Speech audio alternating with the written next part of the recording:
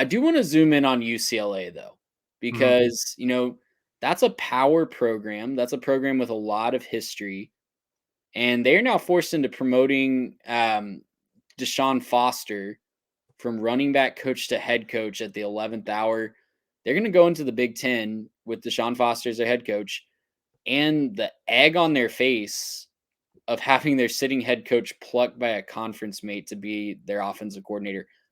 How do you bounce back from that if you're UCLA? And what's your temperature on that program in Westwood? Not easily. You don't bounce back very easily if you're the UCLA Bruins.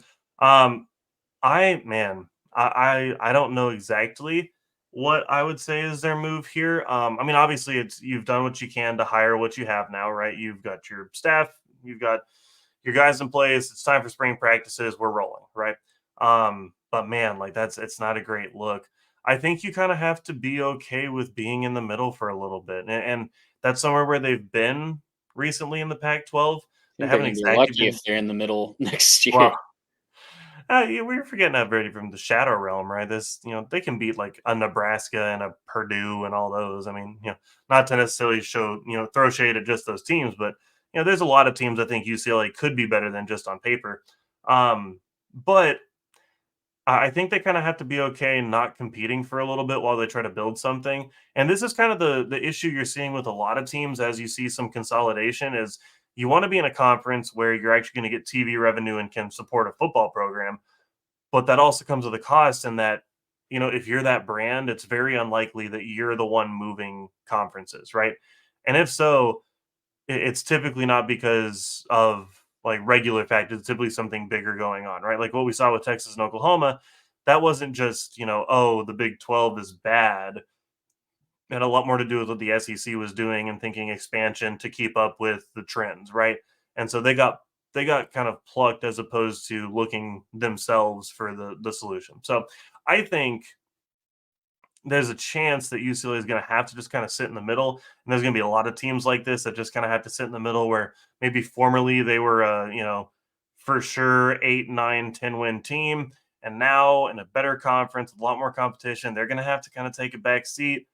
That's the consequences. But if these programs are serious and if they have good fan bases, they'll pony up the cash. They'll get their facilities figured out. They'll get their NIL figured out, and they'll put together some good teams. I mean, this is exposure in big conferences. So there are going to be some kids in California that choose to stay home so they can play in the Big Ten, and that's a good thing. I think long term for these teams, it's just not a good thing right now. Man, if I'm a UCLA Bruin fan, I hope you're right, Garrett. I don't know that they have that fan base that's willing to rally though. Like you see the jokes write themselves about how the Rose Bowl looks for a Hmm. typical UCLA game, right? Like there's a lot of times these big out of conference games that they host out there, there's more fans of the away team coming from across the country than, you know, their own home fans. So like, they host Iowa this year. Are there going to be more Iowa fans at the Rose Bowl for that game or UCLA fans? I There's a good chance it's more Iowa I fans, let it's man. Iowa, right? Like that's a How many big Iowa fan fans are base. gonna be like, "Hey, you wanna go watch your team play at the road?" "Oh, okay, here we go. Let's, Exactly. schedule that flight." Exactly. So I don't know. Like I really Yeah. UCLA I think has got to be really looking themselves in the mirror right now and wondering, what have we gotten ourselves into? What I know we sold our soul for this television revenue check and financially we're going to be better off allegedly. I mean, I don't know what the math is on all the flights that they're going to have to be doing across the country for all their sports, but Right. on paper we're going to be better off financially and we're in a stable conference, but it's the Thanos meme of with the little girl of what was the cost, right? Like it's Everything, yeah. everything. And I don't know that they have the fan base that's going to pony up for NIL. If they do, it's probably going to go more towards basketball than Yeah. anything. Basketball program's not looking great right now either. But um, I'm really concerned. If I'm a UCLA Bruins fan, I'm wondering what have we gotten ourselves into, and is there a path forward? Because right now, you look at the things they're going to make or break college football programs in the future. Investment in NIL, good quality head coaches that know what they're doing and can manage a big operation. and a fan base that's passionate and ready to rally behind them. I think they're 0 for 3 in that right now I, from I'm the gonna outside take an looking in.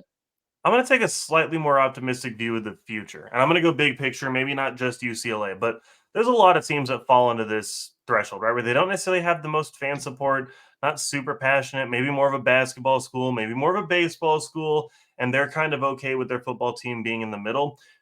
This now is going to test athletic departments, not just from a what are you going to do on the big picture, but how do you get your fan base engaged? That's probably going to be the biggest tell of who succeeds going forward is who's got the best fan bases and the best alumni support to show up to those games. Because as much as you want to say like, oh, players are going to pick for this, that, the other, nobody's going to show up for a boring stadium and a bland scene. They want to play in front of a bunch of fans and the big lights.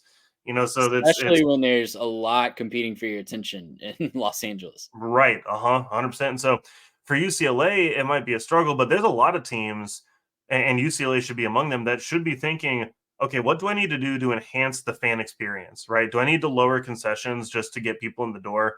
Do I need to think about entertainment options, in the game? Do I need to think about, you know, game day environment, all that stuff? And that I think leads to a better product long term, right? You can give up if you want to, right? Some of these programs might just give up, and maybe UCLA is among them, right? Maybe UCLA says, you know what, I don't care.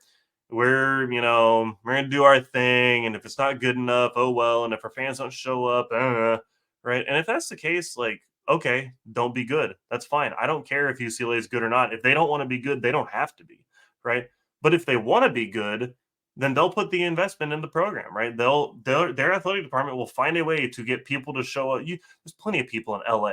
Get them to show up to a game, right? Offer incentives to show up to a game. Do something to enhance the fan experience. Look at some of these minor league baseball teams for some of that. By the way, some of these minor league baseball teams have been struggling to do anything, and they've had some pretty creative ideas for how to get butts and seats. So you might want to look at some of these other types of organizations for how they've been able to get people there and start making your product a little bit better. And that'll get people back in the stands. That'll get people back on campus, excited about your games. And then, yeah, of course, your support's going to grow from there. But it's about that, right? We've been so TV driven for so long. It might be, kind of on the cutting edge of being the in-game experience driven from now on, since you're going to be able to watch any game on any TV station pretty much now, forever.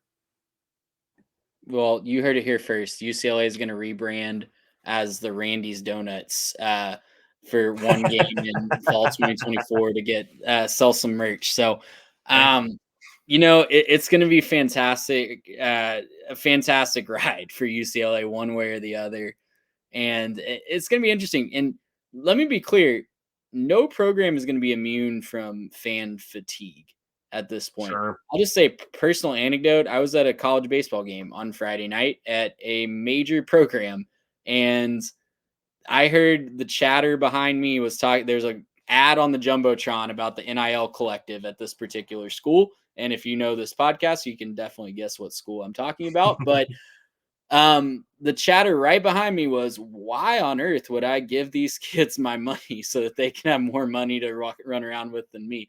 And Right. that's a very valid take for Valid. Joe six pack fan, right? Like, Yeah.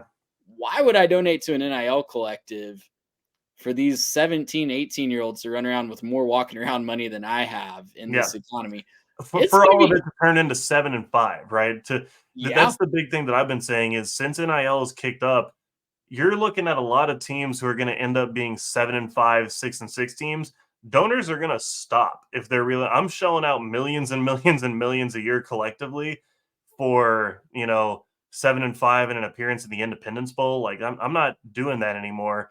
That's not worth my money. And you'll see it balance off, right? This is the thing I've been saying. You will see a leveling of the market with NIL. You can go back to some of our first episodes when we talked about this as it was launching, and I said at some point the market's going to self-regulate. It's going to find a place where it says, oh, this defensive tackle that you just had to keep so he wouldn't go try his option somewhere else, right? He wanted $1 million or something like that, and you weren't willing to give him $1 million, and so he left. Well, okay, if that turns your 7 and 5 team into a 6 and 6 team, you're probably not all that devastated to not shell out the million. So, it's gonna self regulate. It's gonna be something where we fix it as a collective college football world. It's more just timing, I think, at this point. And I think part of it is, yes, figuring NIL, but yeah, it's going to be about enhancing fan experience as well. Well, it's going to be that way for the UCLAs of the world. It's going to be that way for the Alabamas of the world. Everybody's going to have to navigate this new normal. Gracious him. How about that?